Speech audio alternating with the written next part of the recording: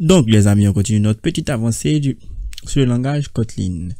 Alors qu'est-ce qu'on va voir aujourd'hui? On va voir les incrémentations et les décrémentations. Allez, c'est parti.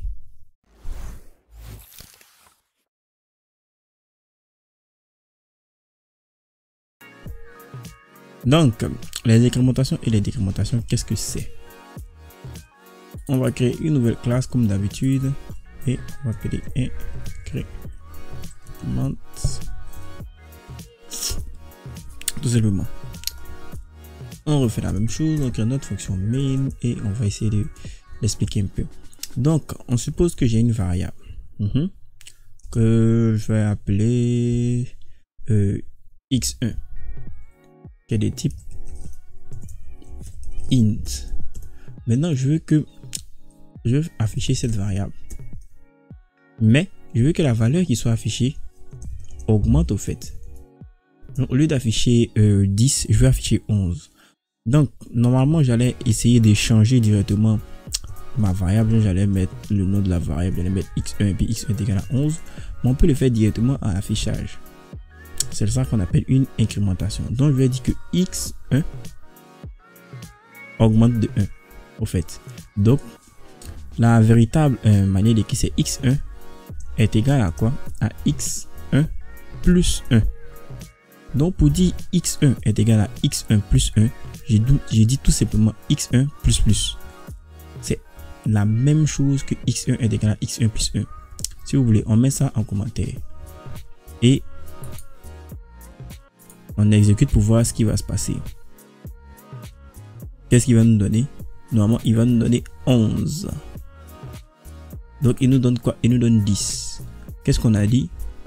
On a dit nous donner x1 et il nous donne 10, ce qui n'est pas correct car il va nous donner x1 plus 1.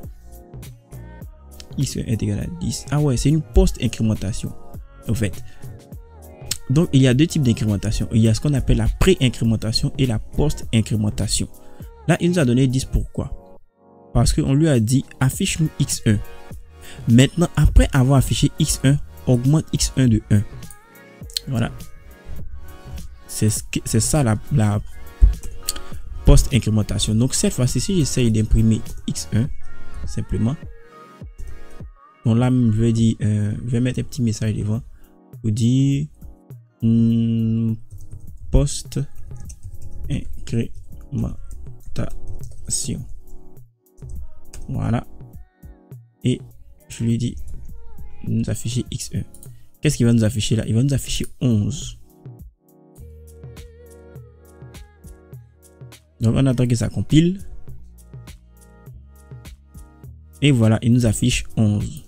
C'est-à-dire que x1 a été incrémenté juste, x1 a augmenté juste après le premier affichage. Donc il nous a affiché x1 et il a augmenté x1. Cette fois-ci, lorsqu'on a demandé d'afficher x1, il nous a affiché x1 plus 1 qui nous donne 11. Donc maintenant, on va voir la post-incrémentation, c'est-à-dire augmenter la valeur de x1 avant son affichage. Donc si je fais cette fois-ci un autre print et que je dis plus plus x1, c'est la même chose, c'est x1 qui prend x1 plus 1, mais sauf que on augmente x1 avant de l'afficher. Donc là, je run encore pour voir ce qui va se passer. Oups, j'ai tout mis. Je vais print ln. Ça nous fait plein de 1 là. Print ln. Print ln. Ok, je recommence.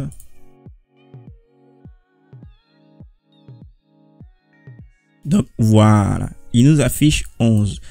Au départ, x1 est égal à 10. Et on lui a dit quoi? D'augmenter x1 de 1, c'est-à-dire plus plus 1. Donc de faire x1 est égal à x1 plus 1. Augmente x1 de 1 avant de l'afficher. Donc il va faire passer x1 à quoi? À 11. À x1 plus 1 qui est égal à 11. Ça fait 10 plus 1. Qui est égal à 11. Donc il fait passer x1 à 11 puis il affiche. Maintenant lui, qu'est-ce qu'on lui a dit? On lui a dit affiche-nous x1. Mais après avoir fini d'afficher x1, augmente x1.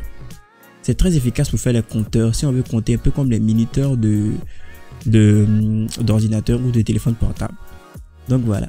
On dit affiche x1, il nous a affiché 11 et après augmente x1. Donc post-incrémentation, maintenant on dit post-incrémentation, il nous dit quoi? On lui dit affiche simplement x1. Donc là, vu que x1 était augmenté de 1, x1 qui était égal à 11 et qui est augmenté à 1, 11 plus 1, on passe à 12. Voilà, c'est pour cela qu'il nous affiche maintenant 12. Donc c'est à peu près tout ce qui concerne les différentes incrémentations.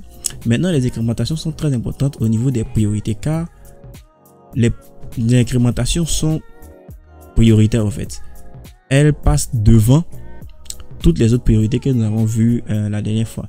Donc on va reprendre notre programme des priorités. Voilà, voici la liste des différentes priorités. Donc si on revient incrémentation, voilà, on va se rendre compte que en réalité les incrémentations sont ici, plus plus et moins moins. Les incrémentations sont ici. Donc on a parlé d'incrémentation, mais on va parler maintenant de décrémentation. Ça veut dire si on peut augmenter la valeur de quelque chose de 1, mais on peut aussi la réduire de 1. Donc, si on fait print ln de x1 moins moins et print ln de x1, mais on met moins moins devant. Donc ça signifie quoi?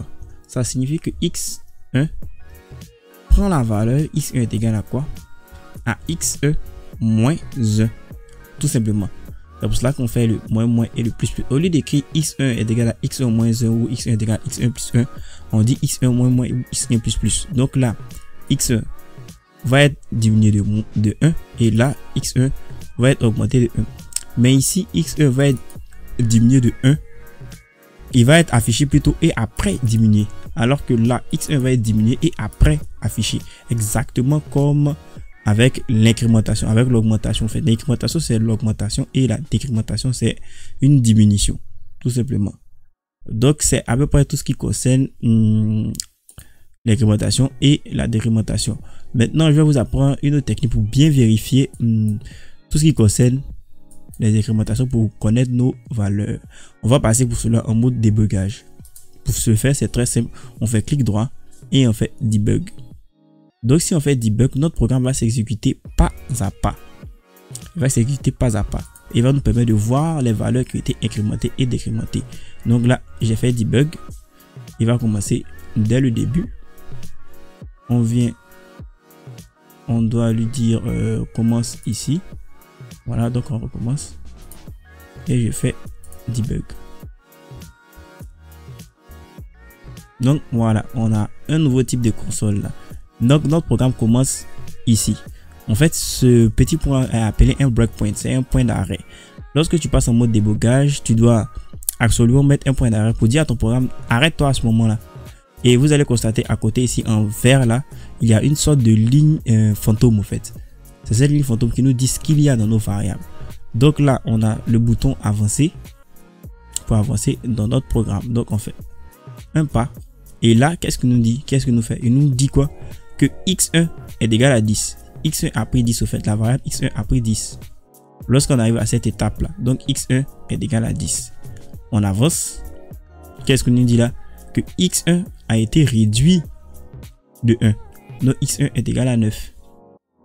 On avance encore. Et là, x1 est égal maintenant à 8. Pourquoi? Parce que là, x1 était précédemment plutôt x1 était égal à 10. Mais là, x1 a diminué au fait. Il a diminué de 1. Donc, il est passé à 8. Mais après cette étape-là, x1 va augmenter normalement. Donc, on passe à l'étape suivante. Voilà, x1 qui était à 8, il est passé maintenant à 9. Donc, à cette ligne, x1 est égal à 9. Et comme c'est une post-incrémentation, il affiche 9 et après il augmente encore pour revenir à 10. Et voilà, x1 qui est égal à 10. Donc vous connaissez maintenant le mode débogage, vous connaissez comment incrémenter une valeur et comment décrémenter une valeur.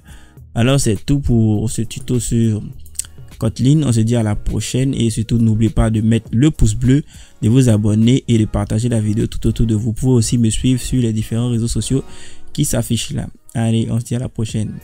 pour la suite des aventures sur notre beau langage Kotlin.